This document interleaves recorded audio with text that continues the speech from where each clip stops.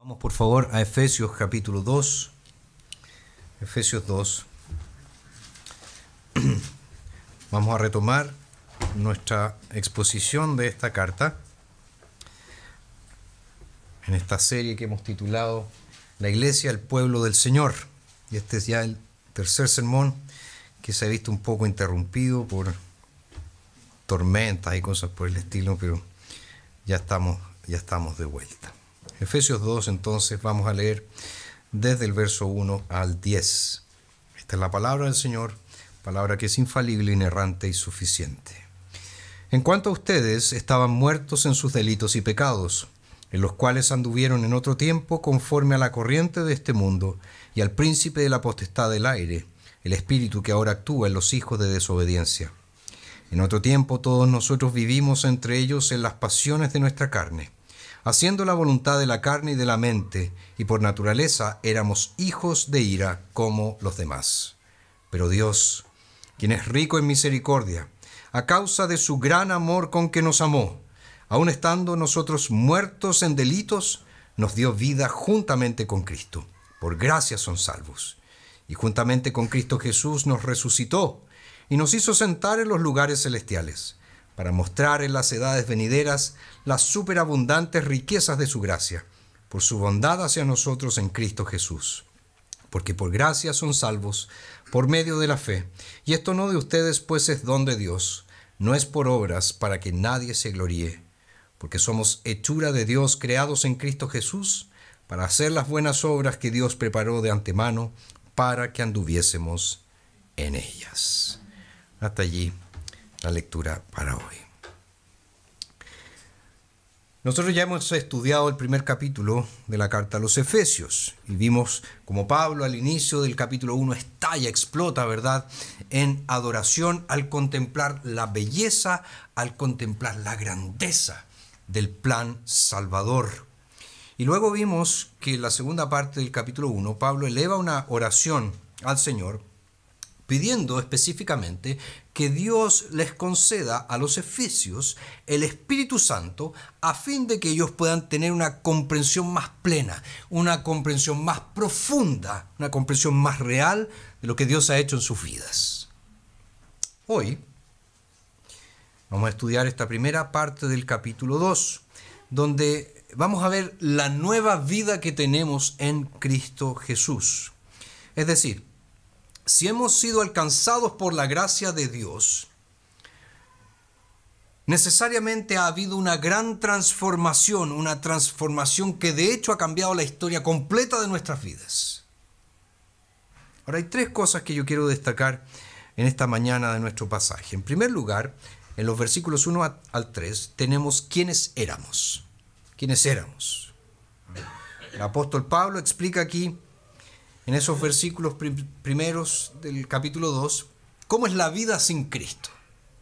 Es decir, cómo es la condición humana sin Jesús. Después tenemos en los versos 4 al 9, lo que Dios ha hecho. Lo que Dios ha hecho. Aquí tenemos esta impresionante, esta maravillosa intervención divina que, como vamos a ver, es absolutamente necesaria y sin la cual no hay esperanza alguna de salvación. Y finalmente tenemos el verso 10, donde Pablo nos presenta quiénes somos ahora. ¿Quiénes somos ahora? Fíjense, si Dios intervino, si te hizo su Hijo, si te dio su gracia salvadora, en el verso 10 está lo que eres, quién eres ahora. Entonces, con esto presente, nuestro tema para hoy es el siguiente: vivos en Cristo.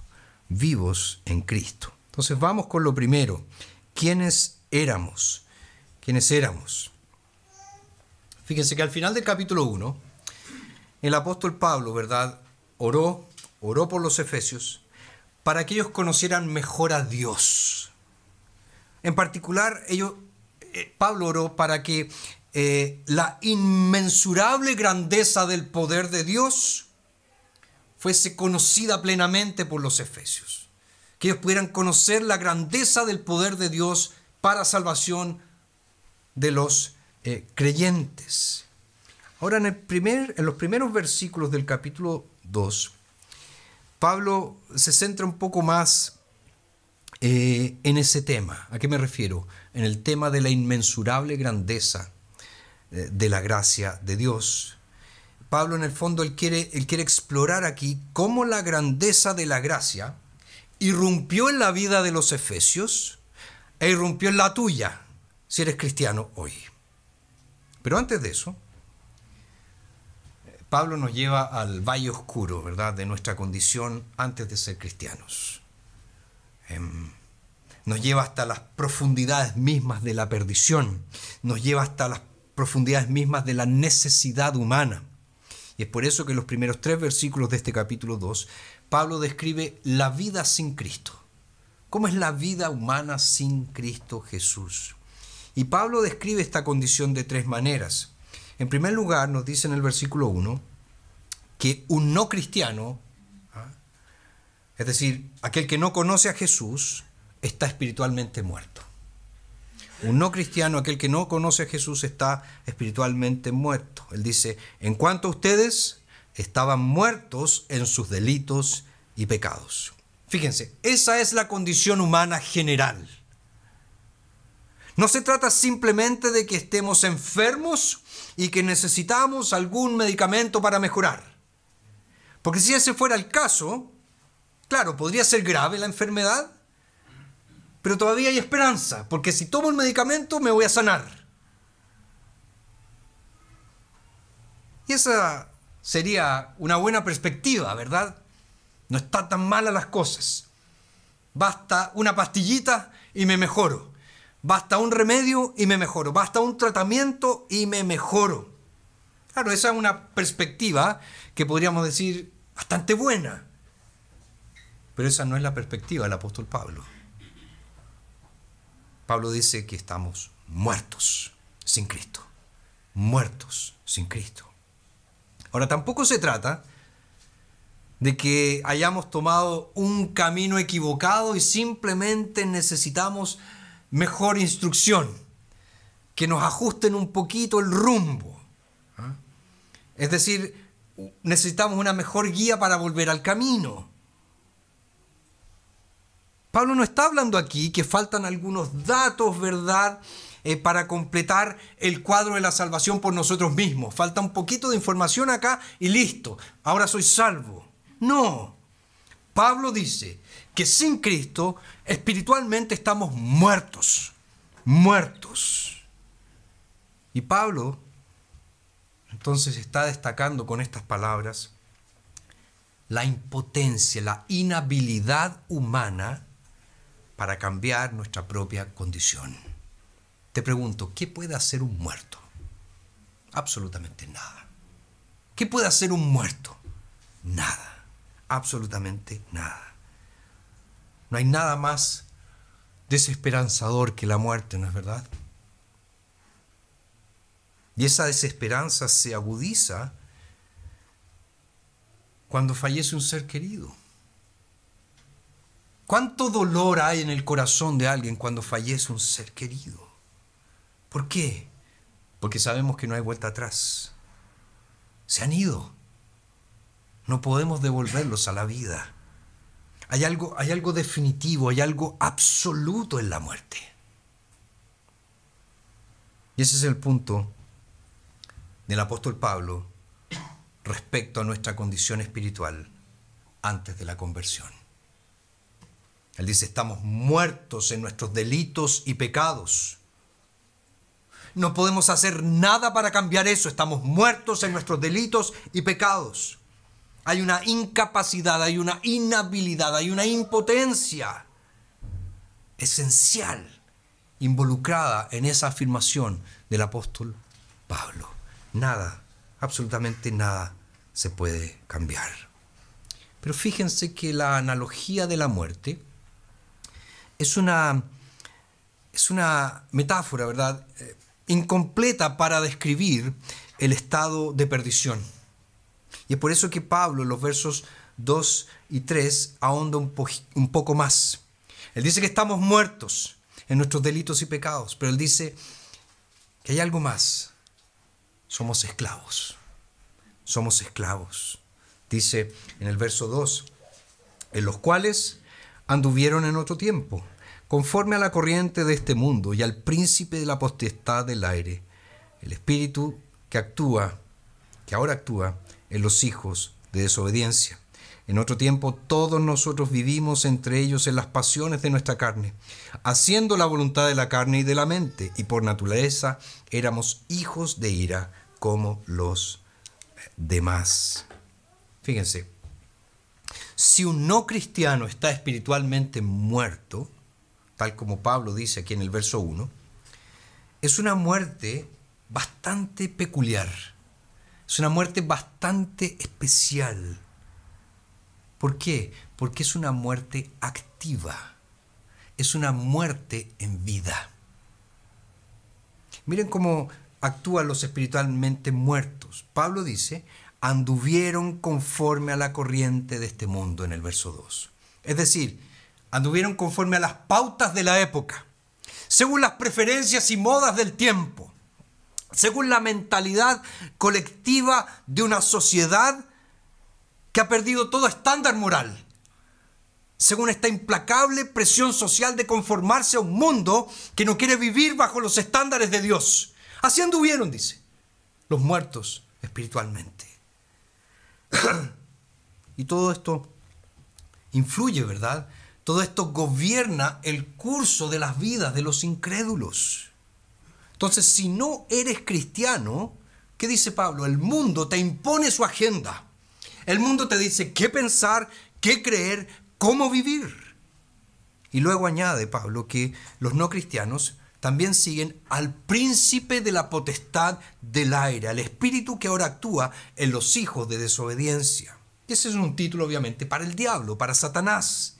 Y transmite ¿cuál idea? Transmite la idea de una influencia invisible, pero universal del diablo. Es una influencia invisible, pero universal de Satanás. Y es la agenda ciertamente del diablo la que proporciona el espíritu de la época. El espíritu que ahora opera en un mundo que se rebela contra Dios. Entonces, detrás de la decadencia moral de la sociedad, ¿qué se esconde? Se esconde la malicia personal del propio Satanás, del propio diablo, del demonio. Y aún más, fíjense ahí en el verso 3, Pablo dice que los no cristianos viven en las pasiones de nuestra carne, haciendo la voluntad de la carne y de la mente. Fíjense, dos grandes poderes externos influyen y moldean el pensamiento y la vida de los no cristianos: el mundo y el diablo, el mundo y Satanás.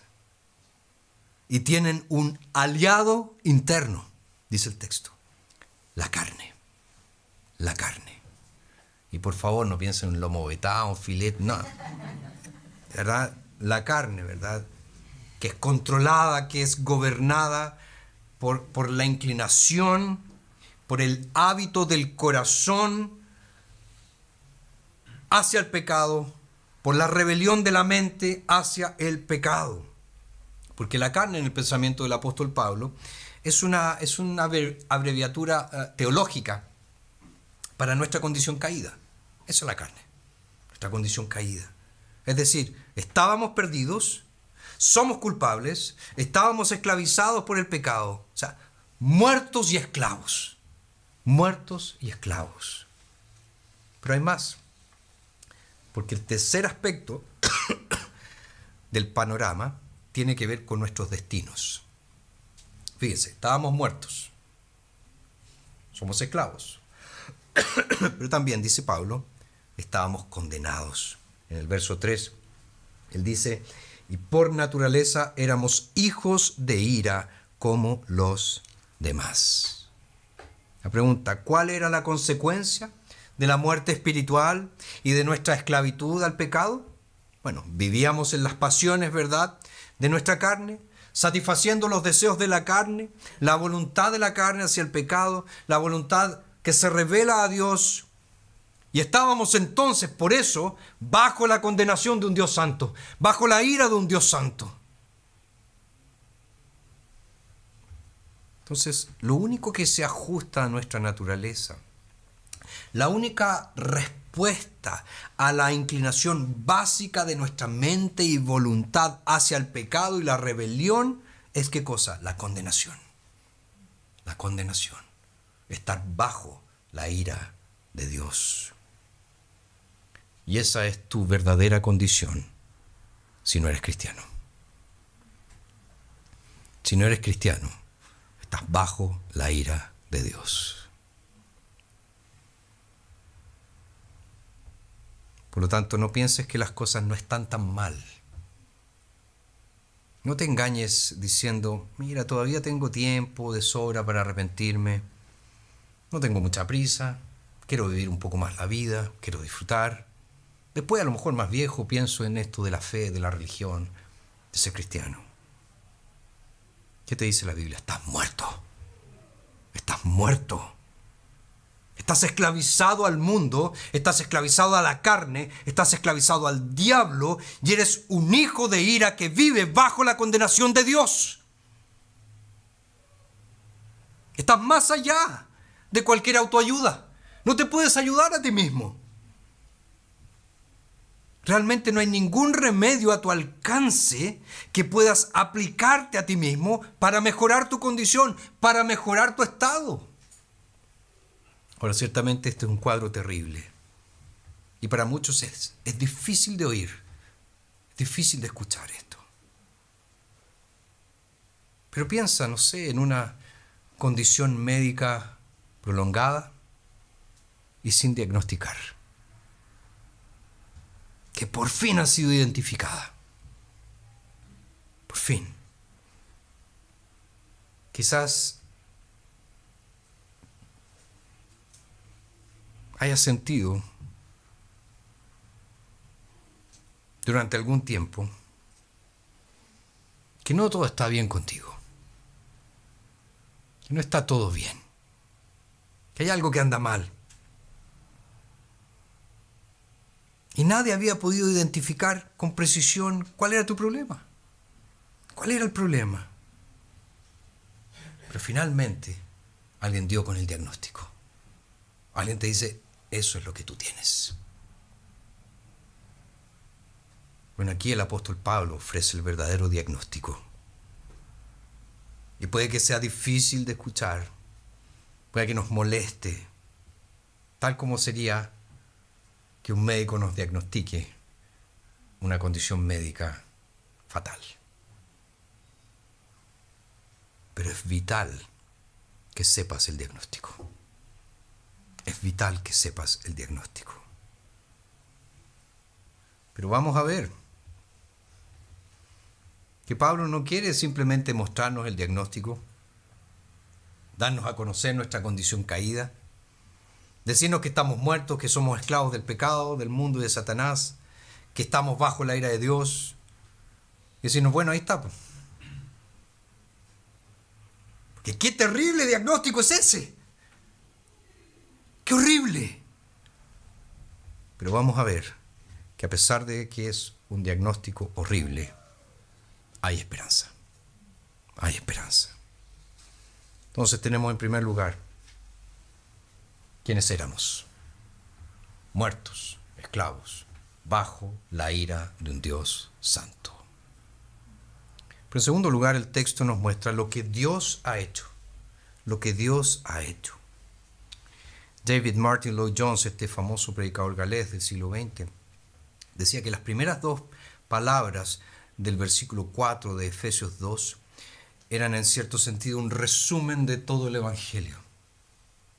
Fíjense, estamos muertos, somos esclavos del mundo, de la carne, del diablo, estábamos destinados a condenación, bajo la ira de Dios. Entonces, un retrato oscurísimo de la naturaleza humana.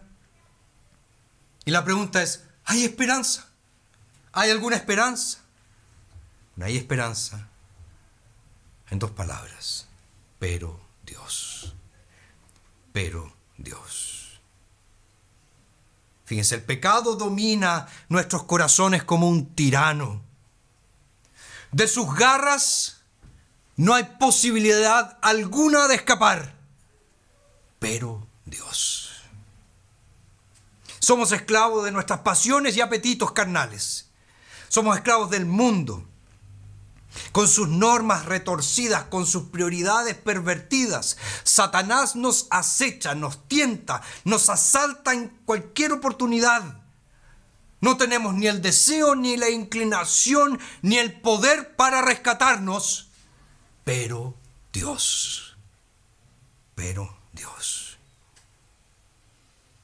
Esas dos palabras son como cuando alguien de repente prende una luz en una habitación oscura. Dios irrumpe. Dios interviene. Su gracia irrumpe en nuestra oscuridad y trae vida en medio de la muerte. Y observemos lo que Dios hace. Aun estando, dice, nosotros muertos en delitos, nos dio vida juntamente con Cristo. Por gracia son salvos. Pablo está aquí recalcando algo que ya había dicho. ¿Cuándo Dios intervino? Estando nosotros muertos. Mientras estábamos muertos, Él irrumpió. Éramos incapaces, estábamos perdidos y Él nos salvó. Y esto no es obra nuestra, es obra suya. Él irrumpe sobre los espiritualmente muertos y solo Él los vivifica. Y esta gran transformación de nuestra condición, entonces, la realiza Dios. Dios. De hecho, Pablo nos dice que es una especie de resurrección. Somos vivificados juntamente con Cristo. Y más que eso, es una especie de ascensión, porque nos resucitó y nos hizo sentar en los lugares celestiales con Cristo. Dice, cuando ustedes estaban muertos en sus delitos y pecados, fíjense, allí donde solíamos vivir, un comentarista lo llama el Valle de la Muerte. El Valle de la Muerte. Ese era nuestro entorno nativo, nuestro hábitat natural, el Valle de la Muerte. Pero cuando Dios intervino, nos unió a Cristo. Fuimos sacados de este antiguo hábitat de transgresiones y de pecados en el que solíamos vivir, en el que solíamos andar, y fuimos llevados a un entorno, a un hábitat completamente nuevo, unidos a Cristo Jesús. Y ahora estamos en Cristo, estamos unidos a Él.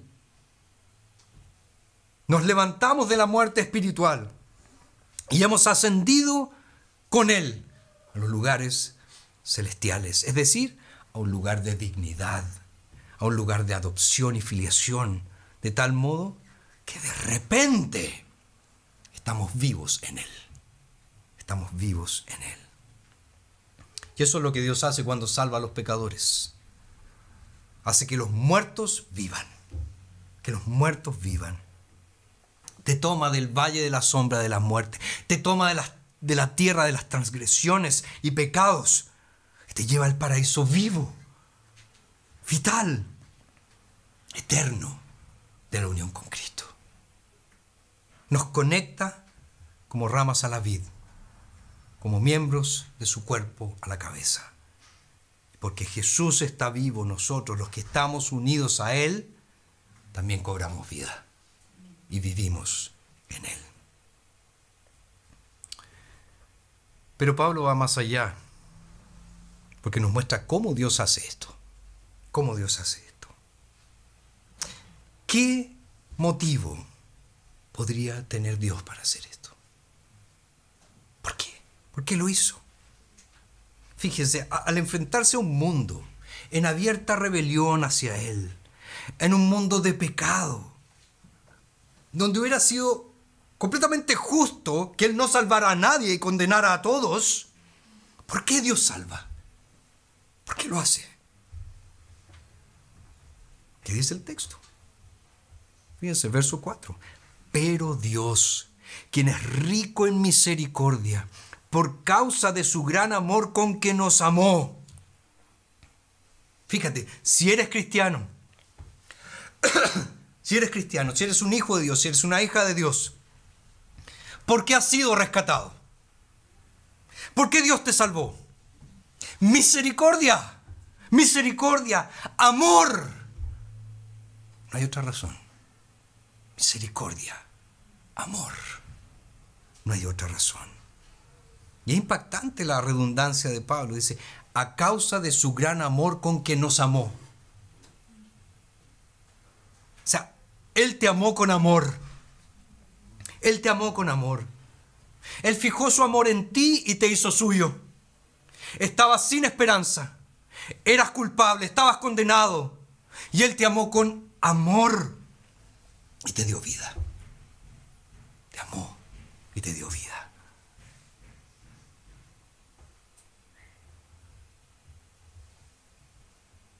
Ahora, ¿cómo me dio esa vida? Ya respondimos al por qué. ¿Por qué me amó? Pero ¿cómo? Me dio vida. Bueno, me dio vida, como dice el texto, en unión con Cristo. En unión con Cristo. Fíjense el verso 5. Por gracia son salvos. Por gracia son salvos. El verso 8. Porque por gracia son salvos por medio de la fe, y esto no de ustedes, pues es don de Dios. Gracia. Gracia.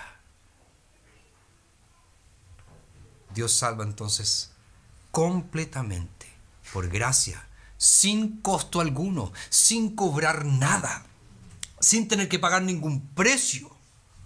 Y ese es el eje central del cristianismo bíblico. La salvación por la gracia, por medio de la fe. El carácter de gracia de la salvación es la clave en la fe cristiana. Sin la gracia, no hay cristianismo verdadero. Y espero que realmente entiendas eso. Sin la gracia, sin el favor inmerecido de Dios hacia miserables pecadores, no hay cristianismo verdadero. No hay. Porque si tu cristianismo se basa en tu tradición familiar, soy tercera, cuarta generación de cristianos, todavía estás en el valle de la muerte. Si estás aquí porque tu papá iba a la iglesia, porque tu abuelo iba a la iglesia, porque tu bisabuelo iba a la iglesia, si esa es la razón por la que estás aquí, estás en el valle de la muerte. Y esa es la verdad. Todavía estás en los versos 1 al 3 del capítulo 2. Ahora, si tu religión es un intento, un esfuerzo por ganarte el favor de Dios, por lograr que Él te acepte, todavía estás en el valle de la muerte.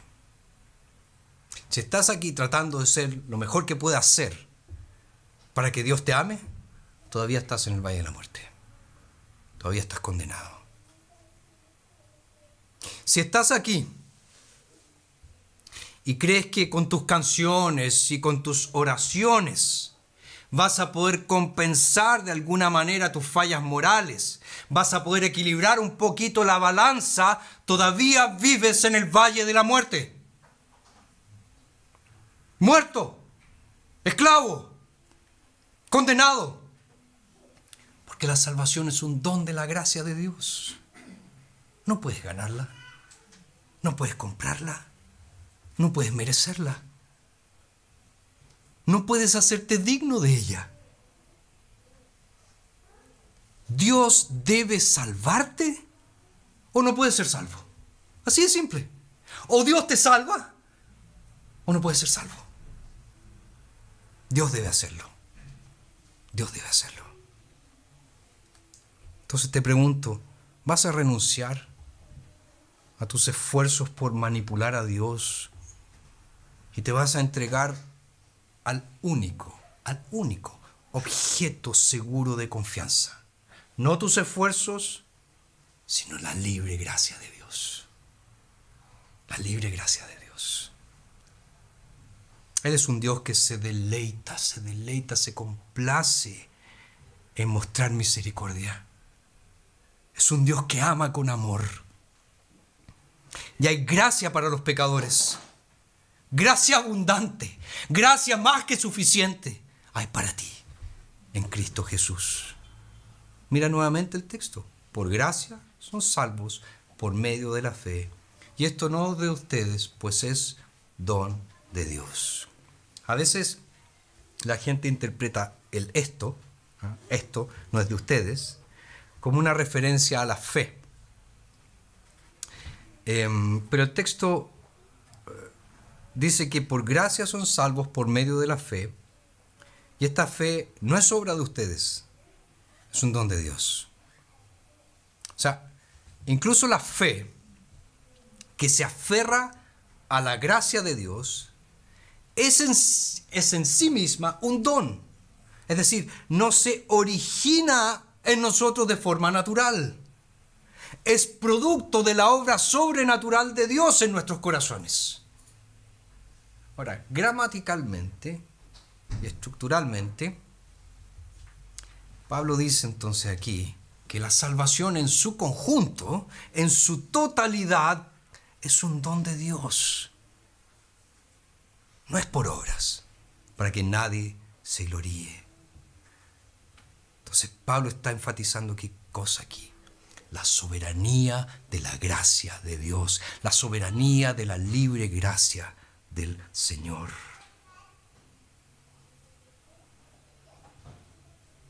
Pablo está diciendo, no consideres solamente que tu fe es un don de Dios, sino más bien considera que toda la salvación es un don de Dios. Toda la salvación es un don de Dios. La salvación desde su origen hasta su resultado, desde su instrumento por el cual la recibimos, que es la fe, ¿verdad? Hasta las riquezas que disfrutamos en esta salvación.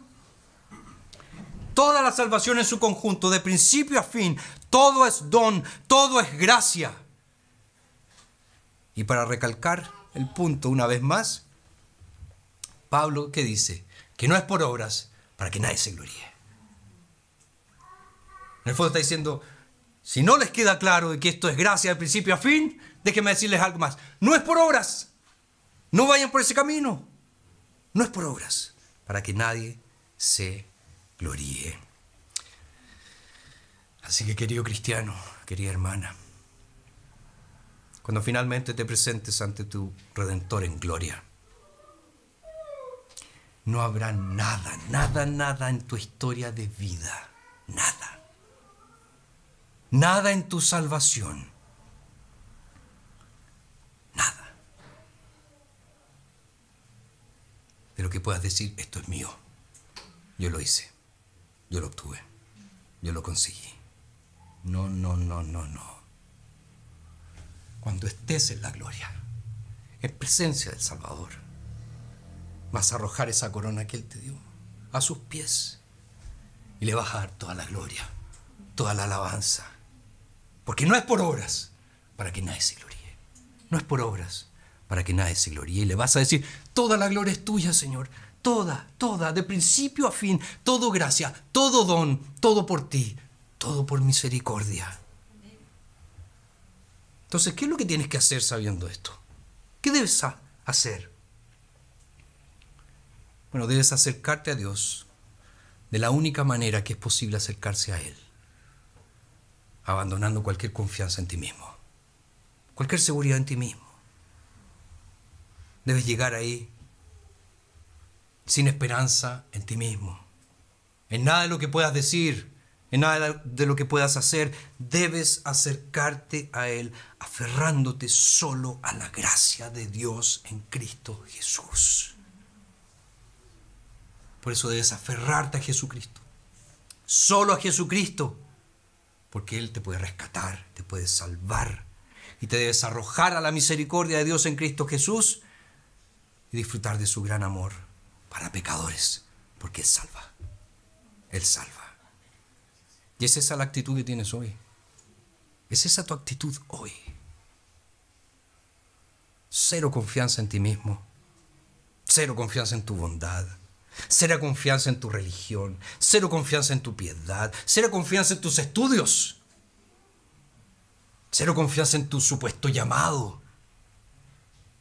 cero confianza en tu reputación, sino que todo está en Cristo, solo en Él, solo en su gracia, solo en la misericordia gratuita de Dios en Cristo Jesús. ¿Por qué? Porque no hay esperanza en otro lugar. Solo en Cristo. Solo en Cristo. Hemos visto quiénes éramos. Hemos visto lo que Dios ha hecho. Y en último lugar, ¿quiénes somos ahora? ¿Quiénes somos ahora? Miremos el verso 10.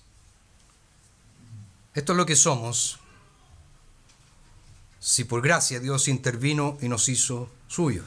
Dice el verso 10. Porque somos hechura de Dios, creados en Cristo Jesús para hacer las buenas obras que Dios preparó de antemano para que anduviésemos en ellas. ¿Qué hace Dios cuando salva a una persona? Porque somos hechura suya, creados en Cristo Jesús para hacer las buenas obras que Dios preparó de antemano para que anduviésemos en ellas. ¿Se acuerdan cómo andábamos en los versículos 1 y 2?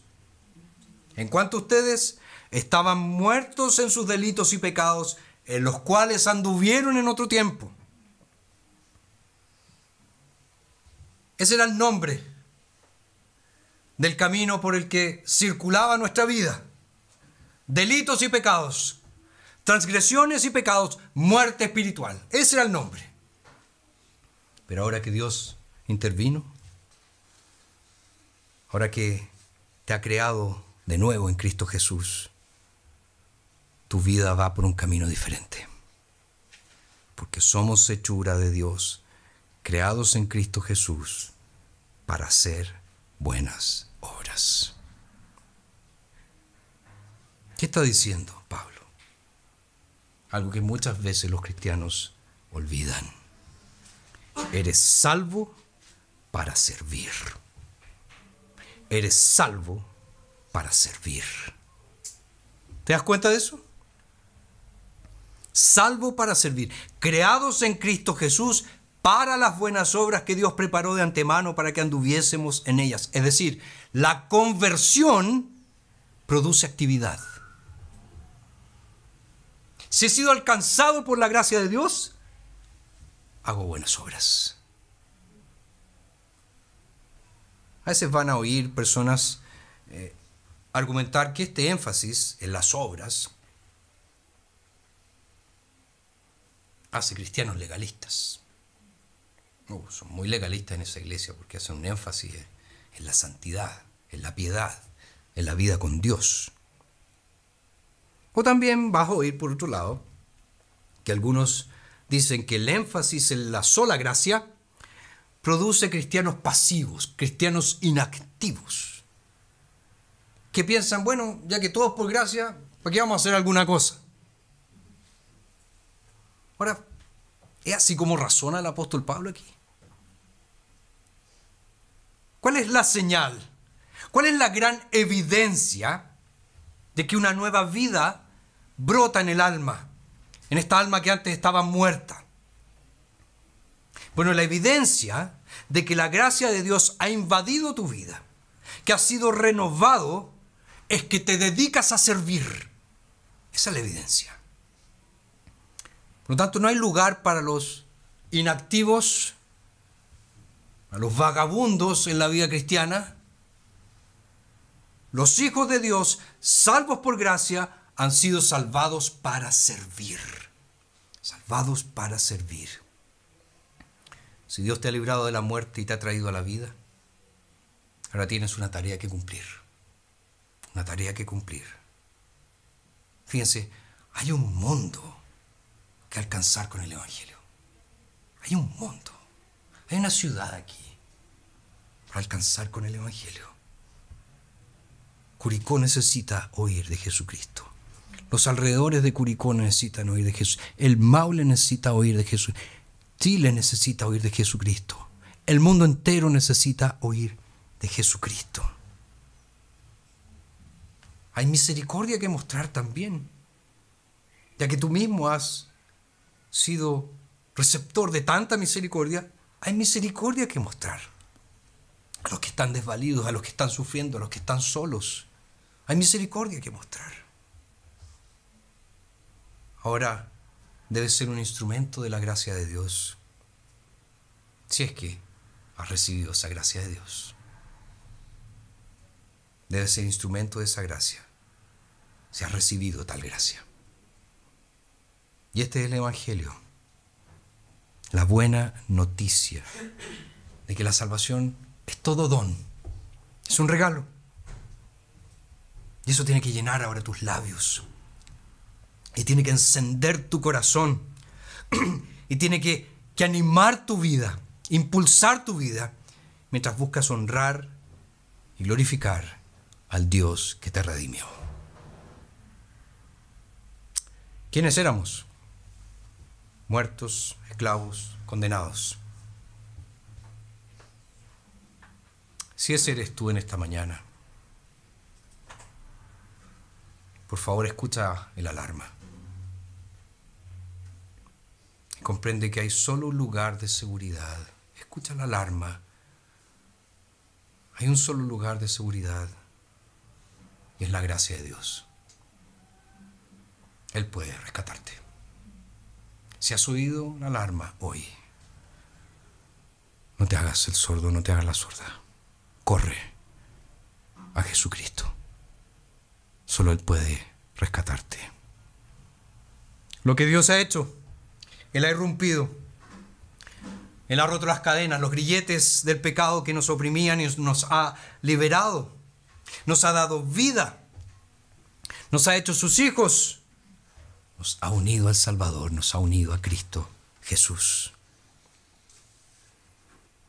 ¿Quiénes somos ahora? Somos salvos para servir. Somos salvos para servir.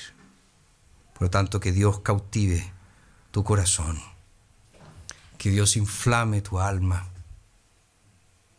Que ponga una nueva pasión en ti para su honra y alabanza. Y que te haga un siervo del Evangelio, una sierva del Evangelio, desde hoy y para siempre.